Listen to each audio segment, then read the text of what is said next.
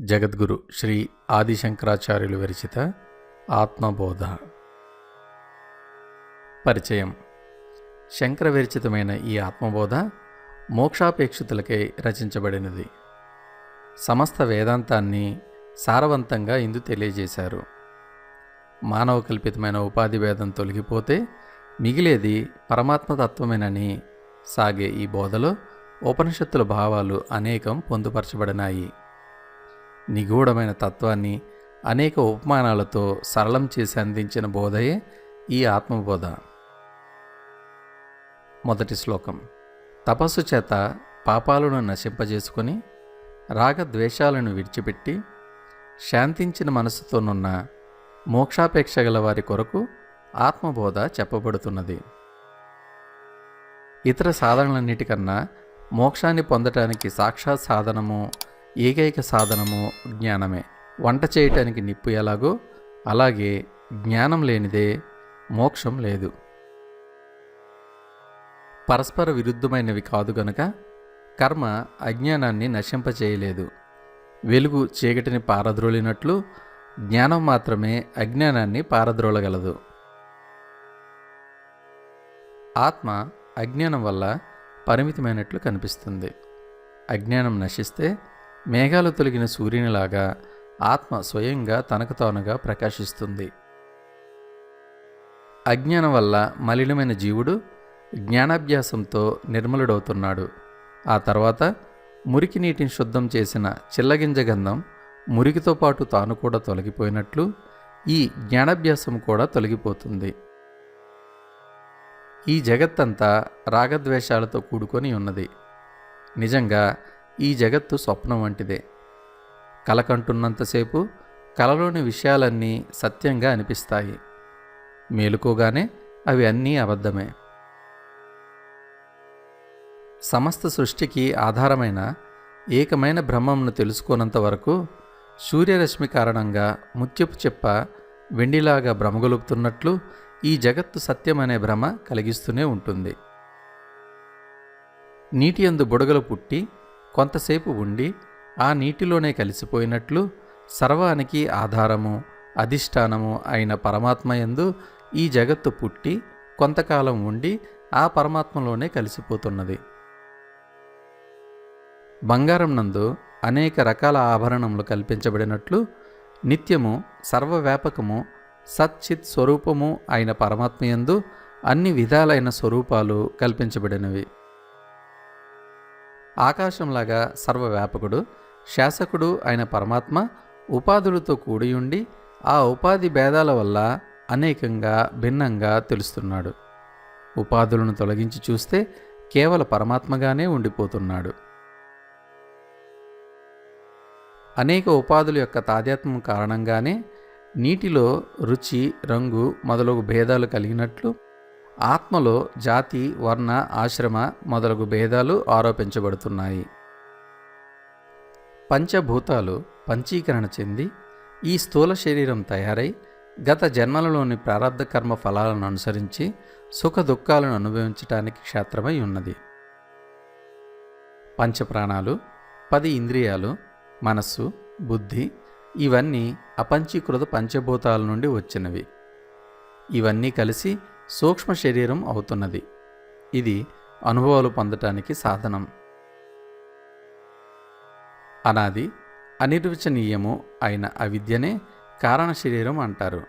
ఈ స్థూల, సూక్ష్మ, కారణ ఉపాధులు మూడింటికి వేరుగా ఉండేదే ఆత్మ.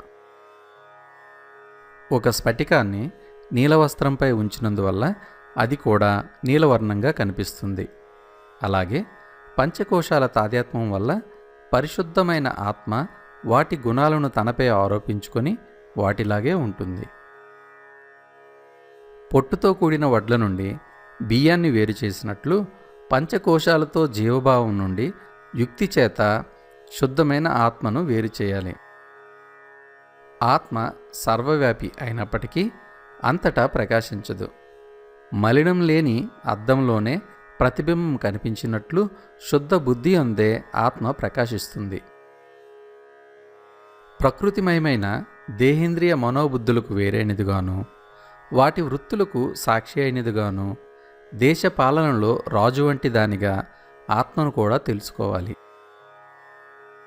ఏ ప్రకారంగా మేఘాలు కదులుతుంటే చంద్రుడు పరిగెడుతున్నట్లు ఉంటుందో అలాగా ఇంద్రియాలు చెరిస్తూ ఉంటే అజ్ఞానులు ఆత్మయే చెరుస్తున్నట్లుగా భావిస్తారు. సూర్యుని వెలుగులో జనులు ఏ ప్రకారంగా వారి వారి పనులు చేసుకుంటారో అలాగే ఆత్మ చైతన్యాన్ని ఆశ్రయించి దేహేంద్రియ మనోబుద్ధులు వాటి వాటి పనులు చేసుకుంటున్నాయి.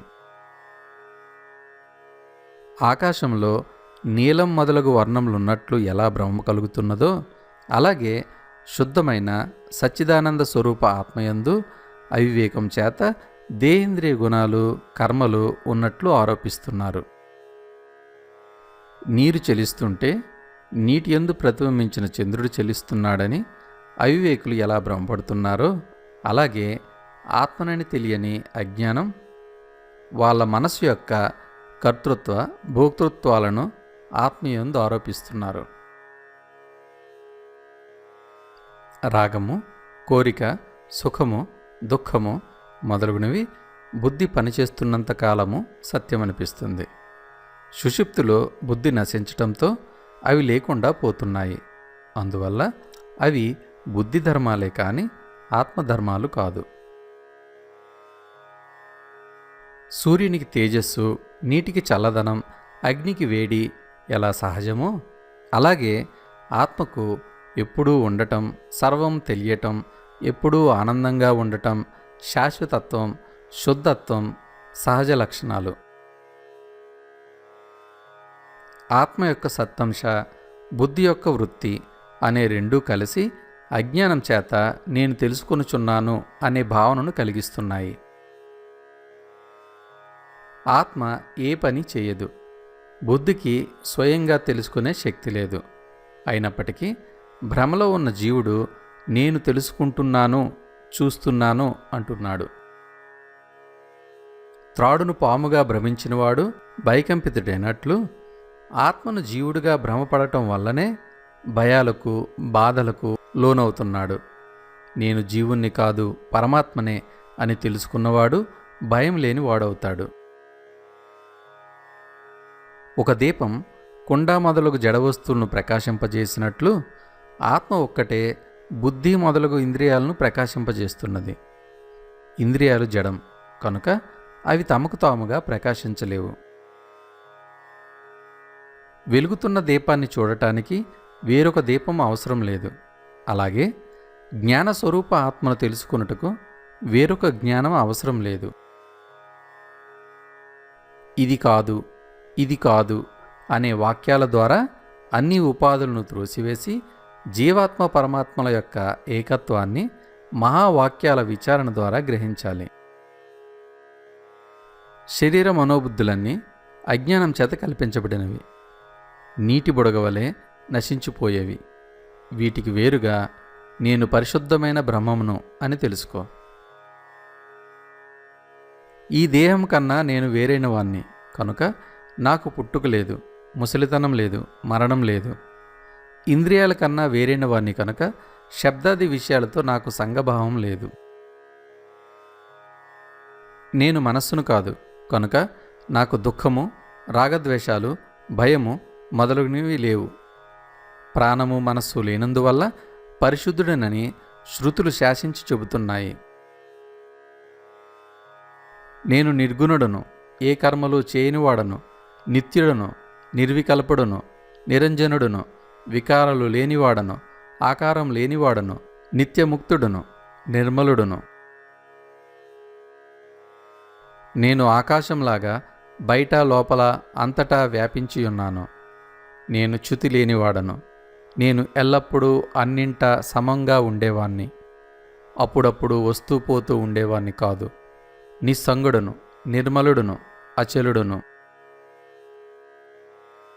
సత్యం, జ్ఞానం, అనంతం అను లక్షణాలు గల నిత్య, శుద్ధ, ముక్త, ఏక, అఖండ, ఆనంద, అద్వయ పరబ్రహ్మం ఏది కలదో అది నేనే. బ్రహ్మమునే నేను అని నిరంతరము అభ్యాసం చేయటం వల్ల ఆ వాసనా ప్రభావం ఔషధం రోగాన్ని నిర్మూలించినట్లుగా అవిద్యను, అవిద్య వల్ల కలిగే విక్షేపాన్ని నిర్మూలిస్తుంది. ఏకాంత ప్రదేశంలో కూర్చొని వైరాగ్యంతో, ఇంద్రియ నిగ్రహంతో అద్వయము, అనంతము అయిన ఆత్మను గురించి అనన్య చిత్తంతో ధ్యానించాలి. బుద్ధిమంతుడు సమస్త దృశ్య ప్రపంచాన్ని బుద్ధి చేత ఆత్మయందు లయింపజేసి నిర్మల ఆకాశంలాగా ఏకమైన ఆత్మ నిర్లిప్తమని భావించాలి.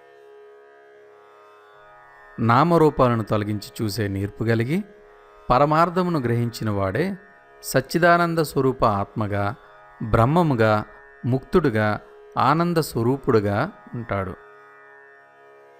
పరమాత్మయందు జ్ఞాత, జ్ఞానము, జ్ఞేయము అనే భేదాలు లేవు. చిదానంద స్వరూపము గనుక స్వయంగానే ఆత్మ ప్రకాశిస్తుంది. ఈ ప్రకారంగా ఆత్మ అనేది అరణిలో నిరంతరము ధ్యానమదనం సాగిస్తుంటే జనించే అగ్నిలో అజ్ఞానమనే సమస్త ఇంధనము దహించబడుతుంది. అరుణ కిరణముల చేత అంతవరకు ఉన్న చీకటి నశించిపోగా సూర్యుడు స్వయంగా ఆవిర్భవించినట్లు జ్ఞానమదనంతో అంతవరకు ఉన్న అజ్ఞానం తొలగిపోగా స్వయంగా ఆత్మ ప్రకాశిస్తుంది. ఆత్మ నిజంగా ఎల్లప్పుడూ పొందబడే ఉన్నా అజ్ఞానం వల్ల పొందబడనట్లుగా ఉన్నది. అజ్ఞానం నశించిపోతే కంఠం నందే ఉన్నా పోయిందనుకున్న గొలుసు దొరికినట్లు ఆత్మ ప్రాప్తించినట్లు భాషిస్తుంది. చెట్టుమొద్దు భూతం వలె కనిపించినట్లు భ్రాంతి చేత బ్రహ్మమే జీవుడుగా కనిపిస్తున్నాడు. జీవుని యొక్క నిజస్వరూపాన్ని తెలుసుకున్నప్పుడు అజ్ఞానం వల్ల కలిగిన జీవభావం తొలగిపోతుంది. ఆత్మస్వరూపాన్ని యథార్థంగా తెలుసుకోవటం వల్ల కలిగిన జ్ఞానం చేత నేను, నాది అనే అజ్ఞానం దిక్కులు తెలియని భ్రమ తొలగిపోయినట్లు తొలగిపోతుంది. పరిపూర్ణ ఆత్మజ్ఞానం కలిగిన యోగి సమస్త జగత్తు తనయందే ఉన్నట్లు సర్వము ఏకమైన ఆత్మగా తన జ్ఞాననేత్రంతో చూస్తాడు.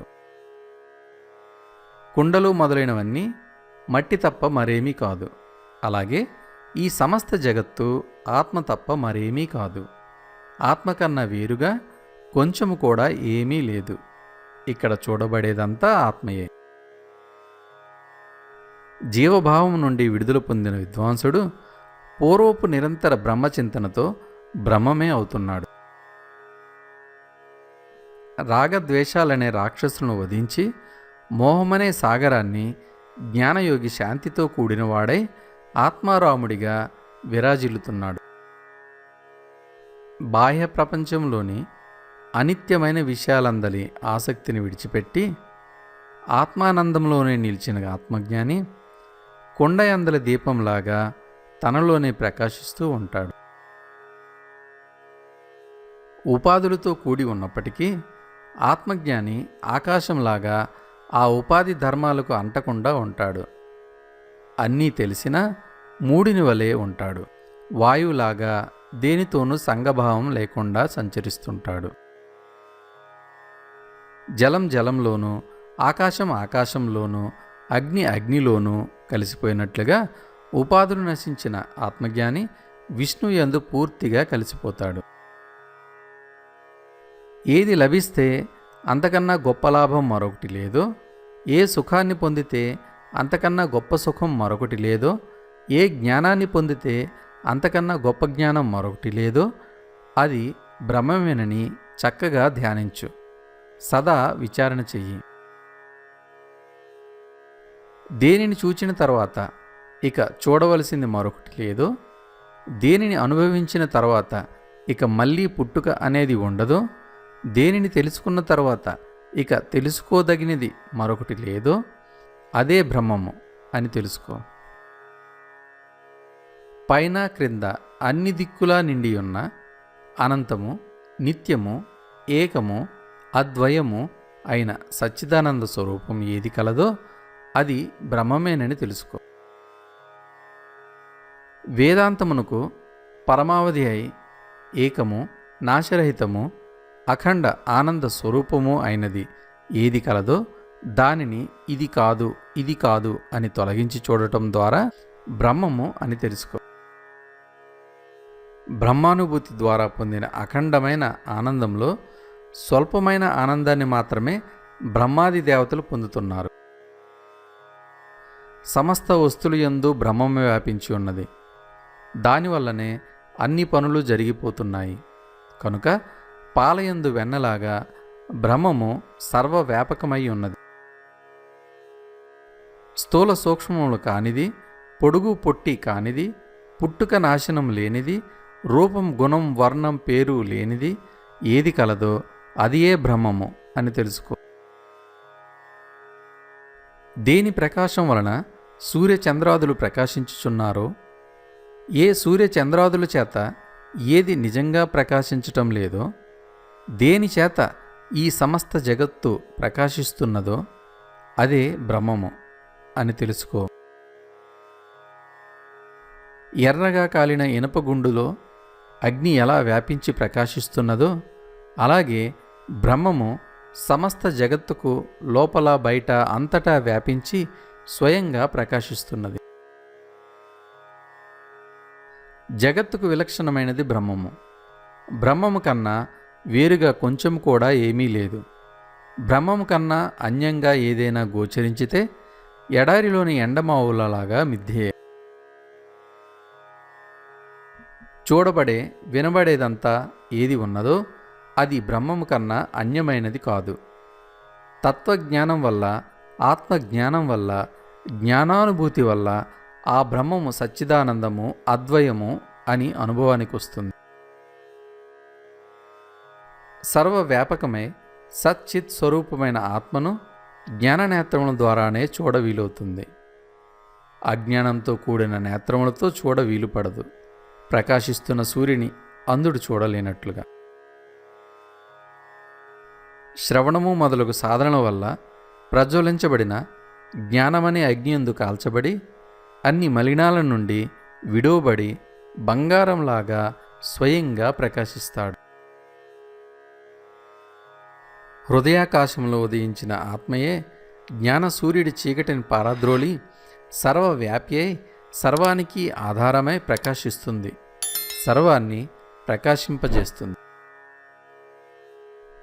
సర్వకర్మలను విడిచిపెట్టి, దేశకాలాదులను విడిచిపెట్టి, శీతోష్ణాది ద్వంద్వములను వీడి సదానందము, నిర్మలము, సర్వవ్యాపియు అగు బ్రహ్మమనే ఎవడు తన హృదయమనే పవిత్ర స్థలంలో ధ్యానిస్తూ ఉంటాడో అతడే సర్వజ్ఞుడు, సర్వవ్యాపి, అమరుడవుతాడు. ఓం తత్సత్.